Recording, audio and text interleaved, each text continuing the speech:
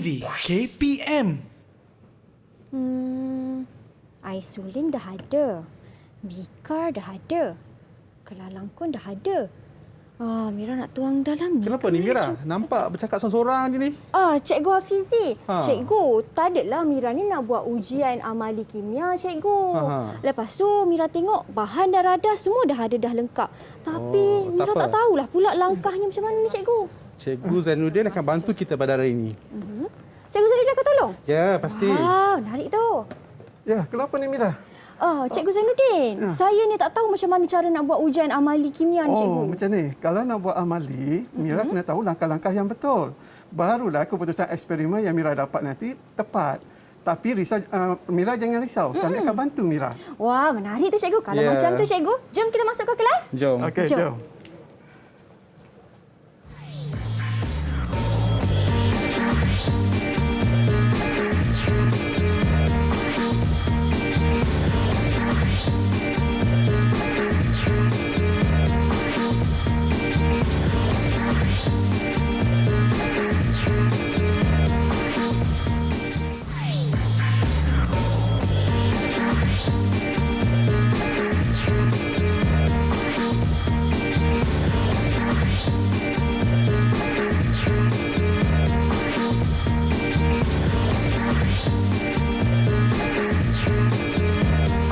Assalamualaikum dan salam sejahtera semua. Seperti biasa, anda sedang menonton Sukses SPM 2021 bersama saya Syamira Nazir yang akan menemani anda semua pada hari ini selama 1 jam. Di mana pada episod kali ini kita akan berkisarkan tentang mata pelajaran kimia dan kita akan memfokuskan tentang simulasi ujian amali kimia. Wah, apa tu? Tapi jangan risau, nanti sama-sama kita akan belajar. Tapi sebelum itu, Mira ingin perkenalkan kedua-dua orang guru kita pada hari ini. Assalamualaikum, cikgu. Waalaikumsalam warahmatullahi wabarakatuh. Apa khabar, cikgu? Sihat, cikgu? Alhamdulillah sihat. Selamat datang ke kelas kita pada hari ini, cikgu. Cikgu Hafizi, boleh perkenalkan diri terlebih dahulu, cikgu? Terima kasih Mira.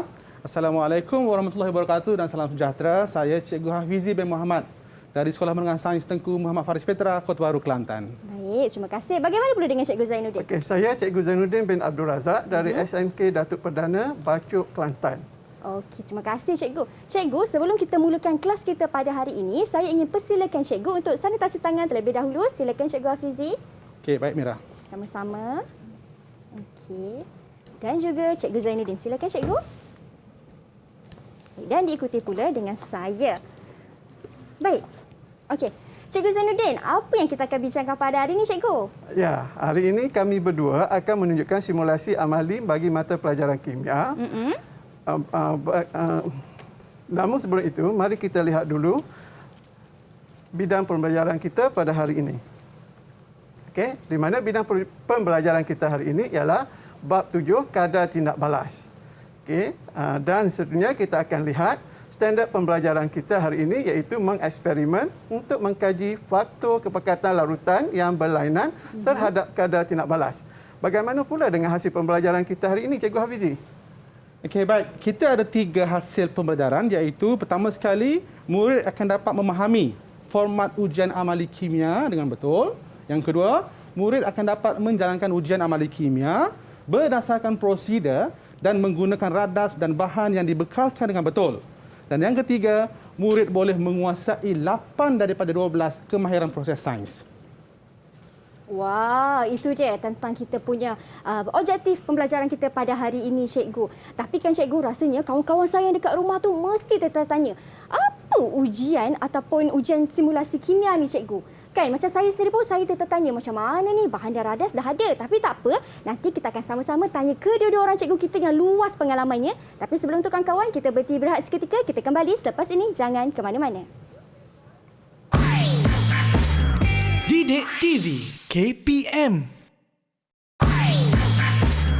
Didik TV KPM. Baik, kembali kita dalam Sukses SPM 2021. Masih lagi bersama dengan Mira dan juga kedua-dua orang guru kita, Cikgu Hafizi dan juga Cikgu Zainuddin. Tadi sebelum kita berhenti berehat, cikgu dah menerangkan apakah objektif yang akan kita capai pada episod hari ini. Dan kali ini, barulah saya nak tanya kepada cikgu, apa tu sebenarnya, cikgu, simulasi ujian amali kimia ni, cikgu? Okey, baik Mira.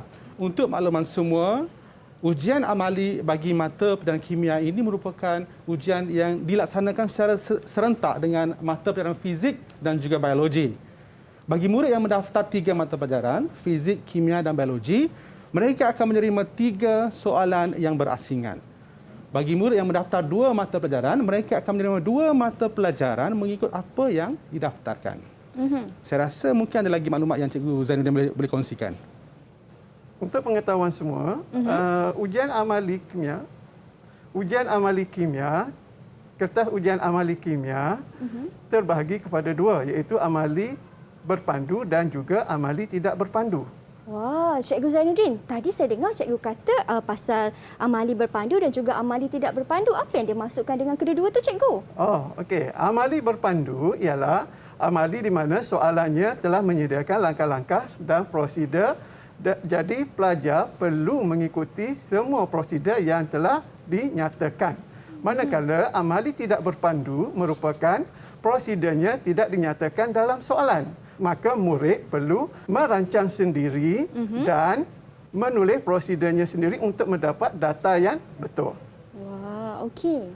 Okey, dan di sini juga murid akan ditaksir dari segi kemahiran proses sains dan di samping itu juga murid perlu menguasai kemahiran manipulatif.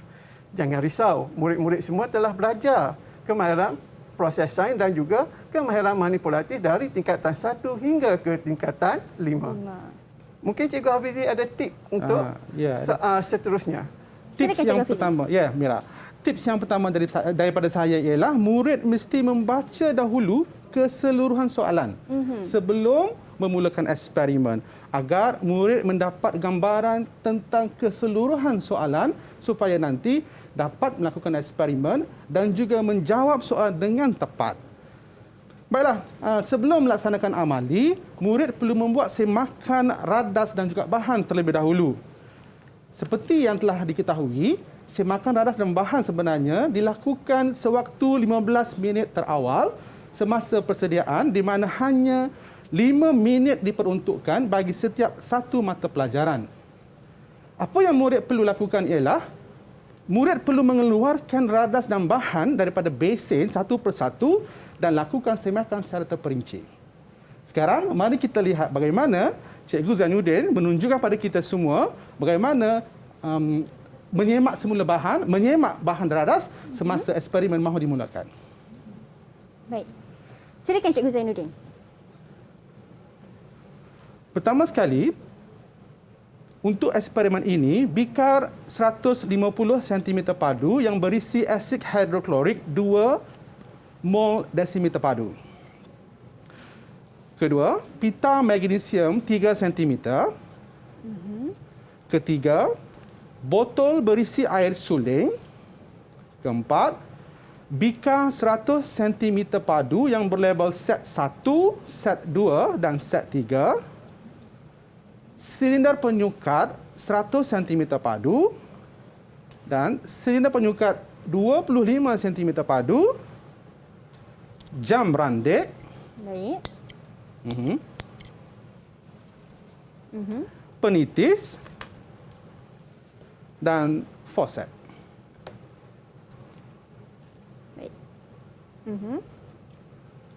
Boleh. Okey. Boleh Cikgu Zainuddin tunjukkan satu forceps tu? Mungkin murid kat rumah nak tengok dengan lebih jelas macam mana. Okey, ini bahan dan juga peralatan yang digunakan. Baik Cikgu, teruskan Cikgu. Cikgu Zainuddin, proses ini penting kan untuk menyemak semula? Okey, sesi menyemak semula sangat penting untuk murid-murid memastikan bahawa semua bahan eksperimen dan radas dibekalkan mencukupi. Okey. Jadi untuk seterusnya, jika murid-murid mempunyai soalan tadi saya nampak Cikgu Zainuddin lama memegang jam randik tu. Boleh terang tak kepada semua? Apa sebenarnya Cikgu Zainuddin buat? Okey. Jam randik kemahiran manipulatif di mana pelajar perlu memastikan bahawa jam randik berfungsi dengan baik. Okey, boleh Cikgu tunjukkan di kamera. Macam tu jam berfungsi randik. dengan baik.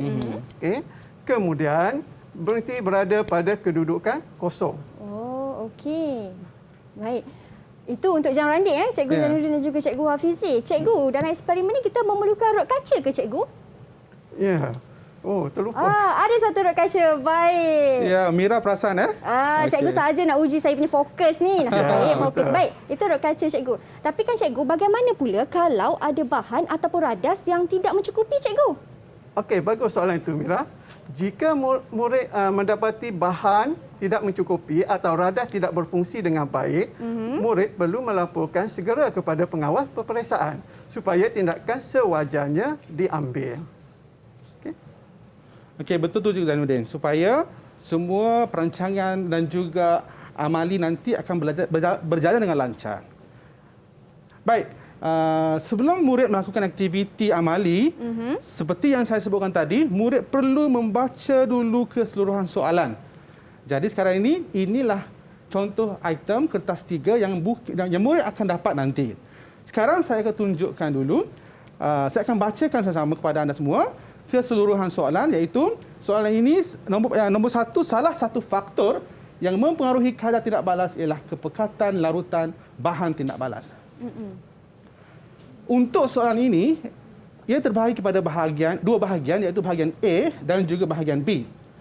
Pada bahagian A, murid perlu menyediakan 3 set asid hidroklorik yang berbeza kepekatan melalui kaedah pencairan. Dan murid perlu menggunakan formula dan juga data daripada jadual 1 untuk menghitung kepekatan asid hidroklorik yang dicairkan dan juga untuk melengkapkan jadual 1. Seterusnya, murid perlu mengikut prosedur yang dinyatakan dalam kertas soalan untuk melakukan proses pencairan. Di sini murid tak perlu risau. Prosedurnya diberikan satu persatu. Pada bahagian B pula, murid perlu menjalankan eksperimen untuk menentukan kadar tindak balas antara pita magnesium dan juga asid hidroklorik yang berbeza kepekatan tadi. Langkah demi langkah eksperimen juga dinyatakan dalam soalan. Baiklah, berdasarkan soalan ini, kita dapat simpulkan soalan amali kimia ini merupakan soalan amali berpandu ataupun tidak, Mira? Kalau daripada penerangan Cikgu Hafizi tadi, saya kira ini ialah soalan berpandu, Cikgu. Ya. Bagus, Betul, Mira. Okey, betul. Wah. Okey. Kenapa Jadi- ya, Mira? Kenapa ya, Mira? Oh, kenapa? Sebab prosedurnya sudah dinyatakan dalam soalan, Cikgu. Ya, bagus. Wah, okey. Terima kasih, Cikgu. Baik. Baik, untuk memulakan kita punya tugasan, sekarang kita selesaikan dahulu tugasan dalam bahagian A, iaitu untuk menyediakan 3 set asid hidroklorik yang berbeza kepekatan. Tentu murid-murid biasa mendengar formula pencairan M1V1 sama dengan M2 V2, bukan? Ya, betul tu. Mira pun Tapi pernah dengar kan? saya pernah dengar. Tapi saya dah ingat lupa sebab saya dengar waktu saya belajar, Cikgu. Tapi kan, Cikgu, bagaimana pula kawan-kawan saya di rumah yang sedang menonton sekarang? Mungkin mereka tertanya-tanya apa yang dimasukkan dengan M1, M2, V1, V2. Apa yang mewakili mereka dalam formula tu, Cikgu? Okey. M1 merupakan kepekatan larutan sebelum pencairan, iaitu larutan yang mempunyai kepekatan asal. M2 merupakan kepekatan larutan selepas pencairan. V1 merupakan isi padu larutan sebelum pencairan. Dan V2 merupakan isi padu larutan selepas pencairan. Daripada formula ini, murid dapat menentukan nilai kepekatan asid hidroklorik yang baharu setelah dicairkan. Seperti yang ditunjukkan dalam jadual 1 ini, nilai kepekatan akan diperolehi apabila murid-murid menggunakan formula M2 sama dengan M1 darab V1 bahagi dengan V2. Dan saya rasa Cikgu Zainuddin boleh menunjukkan cara kerja untuk menentukan nilai kepekatan asid hidroklorik selepas pencairan dijalankan. Okey, terima kasih Cikgu Hafizi. Okey, untuk menghitung nilai kepekatan asid hidroklorik yang baharu yang telah dicairkan, murid-murid perlu menggunakan data daripada jadual 1 dan menggantikannya ke dalam formula yang dibincangkan tadi. Ya. Okey, Mari kita lihat untuk yang pertama. Okey, untuk set yang pertama, kita tengok data daripada jadual 1. Okey, dengan menggunakan formula M2 sama dengan M1 darab dengan V1 dan dibahagikan dengan V2. Di mana M2 sama dengan M1 iaitu 2.0 mol per densita padu darab dengan V1 iaitu V1 ialah 45.0 mol per densita padu. Okey, dibahagi dengan V2 iaitu 50.0 cm padu. Okey, maka M2 ialah 1.8 mol per desimeter padu. Maka murid perlu memasukkan nilai M2 yang baru dihitung tadi ke dalam jadual 1. Baik. Untuk set 2 juga sama. Untuk set 2 dan set 3 kita akan menggunakan formula yang sama. Okey, mari kita lihat contoh untuk set 2 di mana data untuk set 2 di-highlightkan dekat situ. Di mana M2 menggunakan formula yang sama, M2 sama dengan M1 darab dengan V1 dibahagikan dengan V2. Maka di sini M2 ialah M1 iaitu 2.0 mol per densita padu didarabkan dengan V1 iaitu 35.0 cm padu dan dibahagikan dengan V2 iaitu 50 cm padu. Maka nilai M2 yang diperoleh ialah 1.4 mol per desimeter padu. Dan sekali lagi, murid perlu memasukkan jawapan M2 ke dalam jadual 1. Baik. Okey, untuk yang seterusnya iaitu set 3. Okey, masih menggunakan formula yang sama, Mira. Okey, di mana kita akan dapati bahawa M2 sama dengan M1 darab dengan V1 dan dibahagikan dengan V2. Di mana M2 sama dengan M1 iaitu 2.0 mol per densita padu dan didarabkan dengan V1 iaitu 25 cm padu dan dibahagikan dengan V2 iaitu 50 cm padu. Maka M2 untuk set 3 ialah 1.0 mol per desimeter padu. Dan sekali lagi, murid perlu memasukkan jawapan M2 untuk set 3 ke dalam jadual 1. Wow. Okey. Maka keseluruhan nilai bagi kepekatan asid hidroklorik yang baru telah tersedia. Baik, itu dia jelas penjelasan cikgu bagaimana cara untuk kita menulis data dan letakkan di dalam jadual kan cikgu? Betul, Mira. Sekarang baru saya tahu macam mana cara yang betulnya untuk formula ini. Mudah je rupanya cikgu kalau kita tahu tekniknya kan? Ya. Sekarang ni cikgu, kita dah tahu data. Dah tahu dah nak memasukkan data dalam jadual juga. Apa langkah yang kita nak buat selepas ini? Jadi kita berhenti berehat dulu boleh cikgu? Boleh. Baik, kalau macam tu kawan-kawan di rumah jangan ke mana-mana kalau nak tahu apa pula langkah seterusnya apabila kita sudah dapatkan data. Kita kembali selepas ini hanya di Sukses SPM 2021. Didik TV KPM. Didik TV KPM. Baik, kembali kita dalam Sukses SPM 2021 bersama dengan saya, Mira dan juga kedua-dua orang cikgu kita. Tapi Cikgu Hafizi katanya nak menyanyi sikit lagu Anwar Zain. Betul cikgu? Nantilah ya cikgu? Nantilah. Okey, boleh. Nanti Lepas cikgu simpan. selesai semua kita nyanyi. Boleh. Okey, terbaik Cikgu Hafizi dan juga Cikgu Zainuddin. Di mana hari ini kita akan fokuskan kepada simulasi ujian amali kimia. Tadi kita dah tahu tentang data, kita dah masukkan di dalam jadual cikgu dan langkah seterusnya apa yang kita nak buat pula cikgu? Okey, selepas selesai sahaja kita sediakan larutan tadi. Okay. Murid jangan lagi menunggu sebab masa menjawab hanya 40 minit. Jadi murid boleh terus menjalankan amali bahagian A. Jadi untuk itu, jom sama-sama kita saksikan simulasi amali yang akan ditunjukkan oleh Cikgu Zainuddin. Okey, sekarang kita lihat Cikgu Zainuddin menjalankan amali untuk set yang pertama. Untuk menyediakan asid hidroklorik bagi set yang pertama yang telah kita hitung kepekatannya sebentar tadi, pertama sekali, Cikgu Zainuddin menyukat 45 cm padu asid hidroklorik berkepekatan 2.0 mol per desimeter padu dengan menggunakan silinder penyukat. Ingat ya, untuk mendapatkan bacaan isi padu yang tepat, pastikan silinder penyukat itu diletakkan di atas permukaan yang rata dan penitis digunakan untuk menambahkan isi padu asid hidroklorik sehingga mencapai tanda senggatan 45.0 cm padu. Pastikan aras mata sama dengan aras sukatan yang dikehendaki. Okey. Cikgu Zainuddin akan menuangkan asid hidroklorik ke dalam bikar yang berlabel set 1. Dan ingat, hati-hati masa-masa menuang agar larutan tidak tertumpah.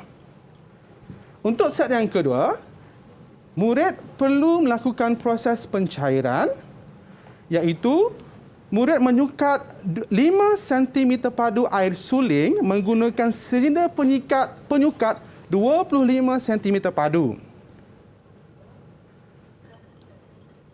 Isi padu mesti tepat pada aras meniskusnya. Air suling itu dituang ke dalam bikar yang berlabel set 1 tadi. Dan jangan lupa, larutan dikacau dengan menggunakan rod kaca. Sekarang, asid hidroklorik yang terhasil adalah asid yang telah dicairkan kepekatannya menjadi 1.8 mol per desimeter padu. Itu untuk set yang pertama. Okey. Seterusnya, untuk set yang kedua, Mira, Ya, cikgu. menyediakan asid hidroklorik berkepekatan 1.4 mol per desimeter padu. Murid perlu menyukat 35.0 cm padu asid hidroklorik 2.0 mol per desimeter padu dengan menggunakan silinder penyukat 100 cm padu. Langkah yang sama sahaja seperti tadi. Baik. Dan menuangkannya ke dalam bikar yang berlabel set 2. Okey, selesai kita punya set 2, cikgu. Belum lagi, Mira? Belum lagi? Belum lagi buat proses pencairan. Okey. Sebab kita nak adakan asid yang kepekatan baru. Seterusnya, murid perlu menyukat 15 cm padu asid air suling dengan menggunakan silinder penyukat 25 cm padu dan dimasukkan ke dalam bikar tadi. Wah, macam tu. Okey, baik. Lepas tu kita kacau lah balik, Mira. Kita kacau dan larutan yang terhasil sekarang ini adalah larutan asid hidroklorik yang berkepekatan 1.4 mol per desimeter padu. Jangan risau, semua data ini telah kita isi dalam jadual 1 tadi. Kita ikut satu persatu. Dan akhir sekali, untuk bahagian A ini, penyediaan asid hidroklorik bagi set yang ketiga. Murid perlu menuangkan sebanyak 25 cm padu asid hidroklorik yang berkepekatan 2.0 mol per desimeter padu ke dalam silinder penyukat. Menyukat 25. Baik. Okey. Kedudukan mata kena orang kata berserenjang kan, cikgu, dengan bacaan? Kemudian tuangkan ke dalam bikar yang berlabel set yang ketiga. Baik. Okey, lepas tu, Mira, kita akan buat apa, Mira? Kita akan tambah air suling, cikgu. Untuk proses pencairan. Okey, so sekarang ini air suling disukat sebanyak 25 cm padu. Baik. Hati-hati semasa menyukat agar isi padu kita tepat. Ya. Dan menambahkan ke dalam bikar yang berlabel set yang ketiga tadi. Okey, cikgu. Okey, Mira, apa Mira seterusnya? Seterusnya kita akan kacau, cikgu, menggunakan rod kaca. Alright. Jadi sekarang ini asid hidroklorik set yang ketiga yang berkepekatan 1.0 mol per desimeter padu telah selesai dilakukan. Ya. So, jadi ketiga-tiga asid hidroklorik yang berbeza kepekatan ini untuk set 1, set 2 dan set 3 telah pun kita sediakan. Dan semua ini akan kita guna untuk amali di bahagian B pula. Wah, bahagian B pula lah kawan-kawan. Maksudnya ini bahagian A lah cikgu. Baru bahagian A. Bahagian A dah selesai. Bahagian B pula. Tapi bahagian B apa pula cikgu aktivitinya? Okey, Mira pun macam nampak excited tu nak teruskan ni. Ya cikgu. Baik. Sekarang ini berdasarkan kepada soalan yang dibekalkan, okey, saya bacakan semula kepada semua pelajar, kepada semua murid. Rajah 1 menunjukkan susunan radas bagi menentukan kadar tindak balas antara magnesium dan asid hidroklorik. Ini bermakna tindak balas antara magnesium dan asid hidroklorik yang berbeza kepekatan akan kita laksanakan. Baik, untuk menentukan kadar tindak balas, ingat ya, murid perlu merekodkan masa yang diambil bagi tindak balas lengkap berlaku antara magnesium dan asid hidroklorik. Untuk itu, sekali lagi, mari kita tengok bagaimana simulasi amali ini akan dilakukan oleh Cikgu Zainuddin. Silakan Cikgu Zainuddin. Jom kita tengok. Macam mana ni kawan-kawan? Pertama sekali, okey. Cikgu. Cikgu Zainuddin mengeluarkan dulu pita magnesium. Okey. Baik. Boleh Cikgu Zainuddin angkat dan tunjuk dulu di kamera Cikgu bagaimana rupa bentuk pita magnesium tu? Okey. Baik. Dan boleh Cikgu tunjuk lagi sekali Cikgu? Kawan-kawan tak nampak sudah je betul Cikgu tunjuk. Boleh Cikgu tunjuk lagi sekali? Baik. Oh macam tu. Macam bentuk besi Cikgu. Seakan-akannya. Ya. Okey. Baik. Terima kasih Cikgu. Okey. Pertama sekali, murid akan memasukkan pita magnesium 3 cm itu ke dalam bikar yang berlabel set 1. Jam randik dimulakan dengan serta-merta. Jom Mira, mari tengok apa yang berlaku. Wish, Cikgu. Dalam masa yang sama. Tak bahaya ke Cikgu saya datang tengok tu? Kalau bahaya kita tak buat dalam makmal. Okey. Berasaplah Cikgu. Berasap, apa lagi Mira nampak? Saya nampak macam ada gelembung je Cikgu. Ya, gelembung gas ya. Okey. Baik Cikgu. Bagaimana pula dengan masa Cikgu? Okey, kita akan menghentikan masa apabila semua pita magnesium melarut dan gas tidak terbebas. Di tangan Mira ni kawan-kawan ada jam randik yang daripada hasil berasap-berasap tadi dan juga gelembung gas tu. Bila habis dia cikgu terus tekan balik semula jam ni dan bila kita tengok dekat sini masanya lebih kurang 38 saat cikgu. Betul ke cikgu cara saya baca? Okey. Sebenarnya kurang tepat Mira, dia 40. 40. Baik, 40.0. Wah, itu cara bacanya. Baik. Terima kasih cikgu. Masa kita dah tahu. Baik, saya sambung ya Mira. Silakan Cikgu Hafizi. Pastikan masa bacaan itu direkod dalam pada tempat perpuluhan yang betul dan dicatatkan dalam jadual 2 nanti. Okey, kita dah selesai untuk set yang pertama tu. Ya. Kemudian, untuk set yang kedua, sebenarnya murid perlu mengulangi sahaja perkara yang sama tapi untuk set yang kedua. Okey. Jadi, murid akan mengulangi untuk melihat tindak balas antara magnesium dengan set yang kedua. Seperti langkah dalam set yang pertama tadi, murid memasukkan 3 cm pita magnesium ke dalam bikar yang berlabel set yang kedua. Dengan serta-merta, jam randik dimulakan. Dan sekali lagi, Mira pun boleh tengok tu pemerhatian apa yang berlaku. Wah, saya nampak asap sama juga cikgu seperti set satu tadi, asap dan juga ada gelembung-gelembung yang berlaku dalam larutan tu cikgu. Ya, sama. Dia tetap menghasilkan gelembung gas juga. Wah, okey. Baik. Dan untuk masa yang diambil pula, kita akan lihat nanti bagaimana kan cikgu? Ya. Kenapa masa dia makin panjang ya Mira? Masa makin panjang, mungkin kerana larutannya semakin banyak cikgu? Semakin cair. Semakin Betul. cair. Ya, Ya. larutan semakin cair, maka kepekatannya berkurang. Maka masa yang diambil lebih Panjang. Ya, betul Mira. Baik cikgu. Wah, betul lah mengambil masa sedikit kerana larutannya cair. Okey. Masih berasap lagi kat situ cikgu? Ya. Berapa agak-agak masa yang diambil ni? Kalau tadi 40 saat, kalau ni saya kira mungkin lebih ni cikgu. Okey, murid terus mematikan jam randik apabila semua gelembung gas yang terhasil telah terbebas. Berapa masa dia, Mira? Okey. Masanya saya ambil cikgu, saya akan tunjukkan. Masanya di sini ialah 1 minit 30 saat. Ya, betul. 1 minit 30 saat ditukarkan kepada saat, jadi? Dia akan menjadi 90 saat, cikgu. Ya, bagus, Mira. Okey. Terima kasih, Mira. Sama-sama, Okey, cikgu. seterusnya untuk set yang ketiga, set yang terakhir ya. Langkah yang sama, cuma kepekatan asid saja yang berbeza.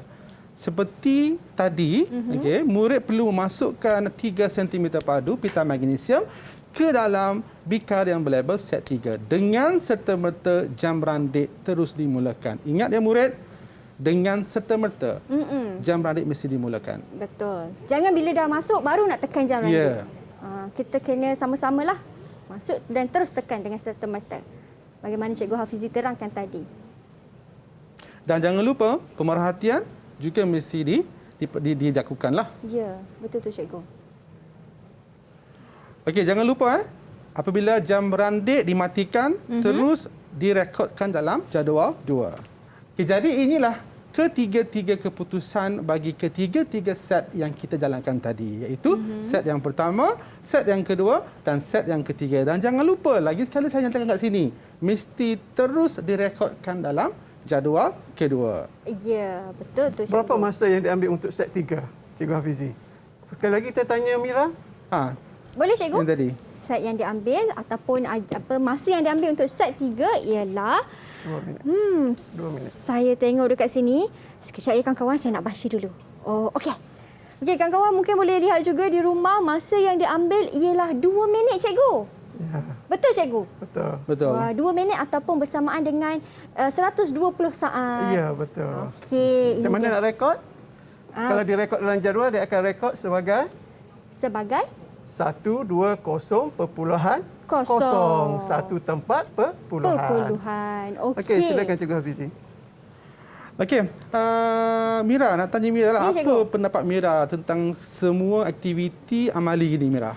Wah cikgu, bila kita dah jalankan aktiviti ni kan cikgu, saya tengok rupanya cikgu taklah begitu sukar. Senang je cikgu kalau macam ni. Confirm saya punya SPM bagi mata pelajaran kimia ni saya boleh dapat A+ lah cikgu. A+, okey. Ya. Okey, tahniah. Okey cikgu. Okey. Jadi cikgu, selesai untuk kita punya set dan juga amali kita. Okey. So jadi sekarang kita akan terus kepada sesi menjawab soalan. Saya rasa Cikgu Zainal boleh teruskan. Dia dekat dah. Okey.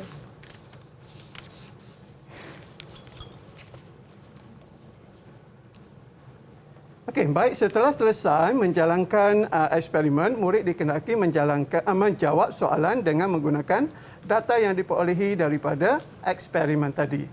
Okey. Jadi untuk itu, mari kita lihat beberapa contoh soalan yang kita akan bincangkan pada hari ini. Okey, untuk soalan yang pertama, Baik cikgu. okey, berdasarkan eksperimen set 1, nyatakan satu pemerhatian. Okey, pemerhatian Mira. Macam mana nak buat pemerhatian?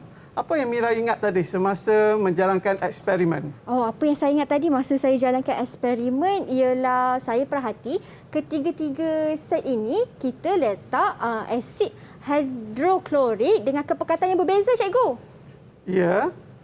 Apa yang Mira perhatikan tadi? Yang Mira nampak apabila pita magnesium bertindak balas dengan asid hidroklorik tadi? Saya nampak ada asap dan juga gelembung gas terbebas cikgu. Ya, betul. Tepat sekali. Itulah jawapan dia. Itu gelembung gas terbebas. Sebenarnya untuk menjawab soalan pemerhatian, pelajar perlu mengingat semua pemerhatian yang dilakukan semasa membuat eksperimen. Jadi pemerhatian ini boleh dilakukan dengan menggunakan 5 panca indera. Sama ada penglihatan, pendengaran, bau, rasa dan juga sentuhan. Baik, ingat tu kawan-kawan ya. Kena ingat tu murid-murid di rumah. Baik cikgu. Okey, dan seterusnya untuk soalan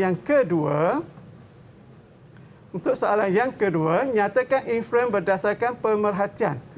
Okey, sedikit tip untuk murid di rumah. Baik cikgu. Okey, bila membuat inference sebenarnya murid perlu membuat kesimpulan awal yang munasabah. Okey, dari peristiwa yang berlaku ataupun pemerhatian yang berlaku. Okey.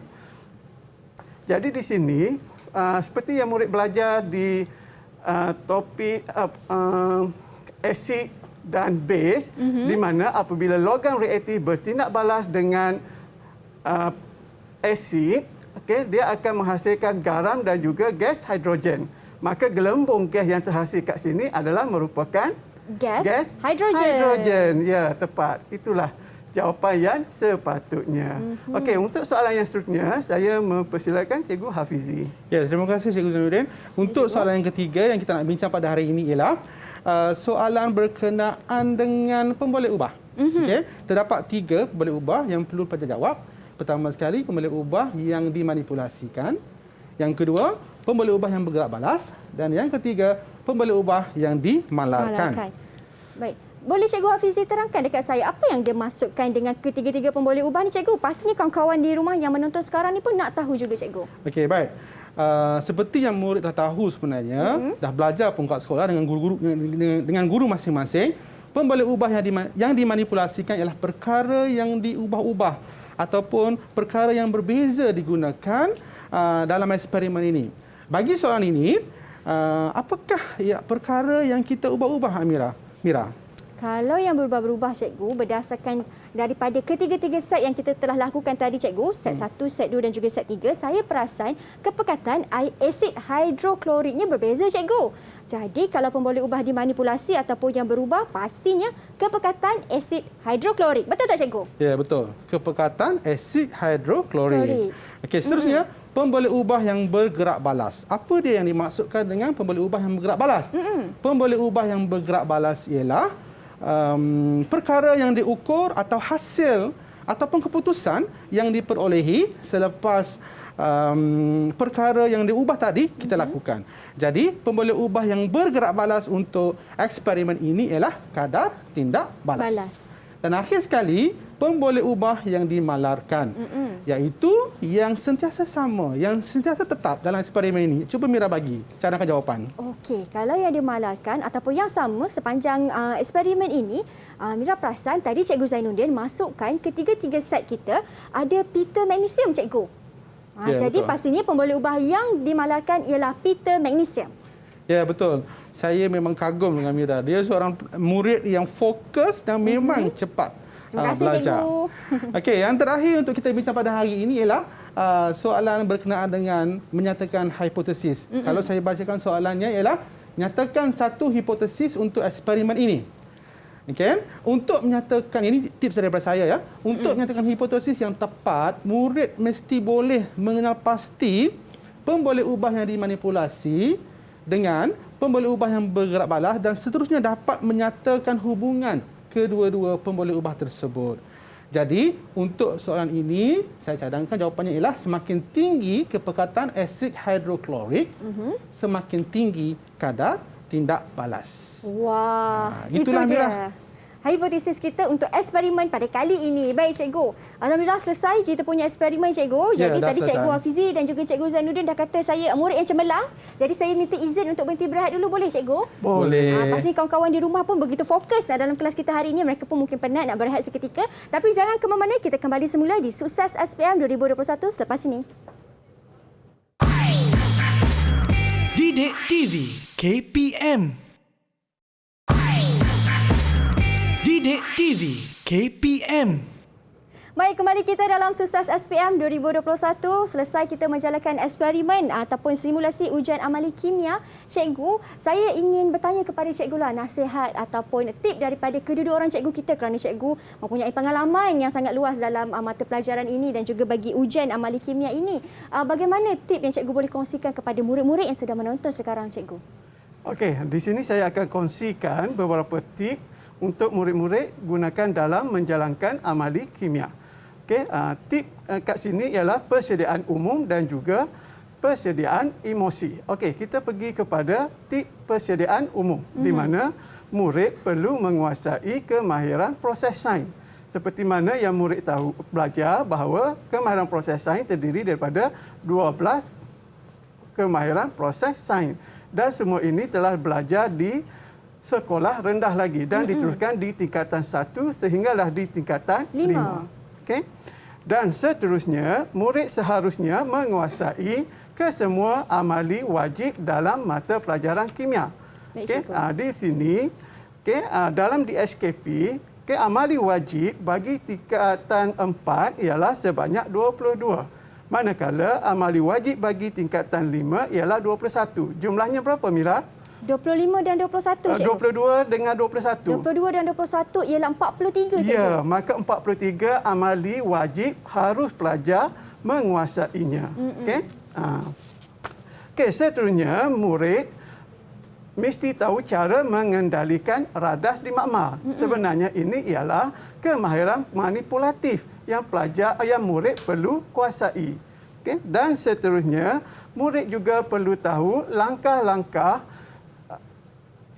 Seterusnya, murid juga perlu dapat mengenal pasti dan mengawal pembalik ubah. Tadi kita belajar ada berapa pembalik ubah? Ada 3, cikgu. 3. Apa dia? Cuba Mira sebutkan 3. Pemboleh ubah bergerak balas, pemboleh ubah dimanipulasi, pemboleh ubah dimalarkan. Ya, bagus Mira. Okey, dan seterusnya ialah murid perlu mengetahui langkah-langkah berjaga-jaga. Kenapa kita perlu mengetahui langkah berjaga-jaga? Supaya semua keputusan eksperimen adalah tepat. Ya, jadi betul. untuk tip persediaan emosi, kita minta Cikgu Hafizi tolong kongsikan. Silakan Cikgu Hafizi. Okey, baik. Sekarang ini saya ada beberapa tip untuk persediaan emosi. Penting tahu supaya pelajar tidak gugup, okey, bersedia dan tenang. Pertama sekali, mesti yakin dengan diri sendiri dalam menjalankan amali. Yang kedua, mesti pandai, ini paling penting tahu, membahagikan masa dan membuat perancangan secara sistematik dan teratur. Dan yang ketiga, mestilah buat eksperimen dengan cermat dan berhati-hati. Ya, Okey, baik. Itu dia cukup jelas penjelasan kedua-dua orang guru kita daripada segi tip dan juga nasihatnya bagaimana yang boleh diguna pakai terutama sekali kepada murid-murid yang bakal menduduki kertas peperiksaan SPM bagi mata pelajaran kimia ini. Terima kasih Cikgu atas perkongsian pada hari ini. Tapi sebelum tu Cikgu, ada sedikit perkongsian yang Cikgu Hafizi ingin sampaikan. Okay. Betul? Kepada terutama sekali para pendidik juga, warga pendidik. Silakan Cikgu. Ya. Kepada semua yang menonton rancangan ini, bolehlah mendapatkan ataupun melihat ataupun memuat turun kan buku format pentadsiran yang telah dikongsikan dalam laman sesawang yang disediakan oleh pihak Lembaga Peperiksaan Malaysia. Ya, baik. Terima kasih Cikgu atas perkongsian pada hari ini. Terima kasih banyak dan terima kasih juga kepada semua murid-murid yang menonton sehingga ke penghujung rancangan. Assalamualaikum dan salam sejahtera.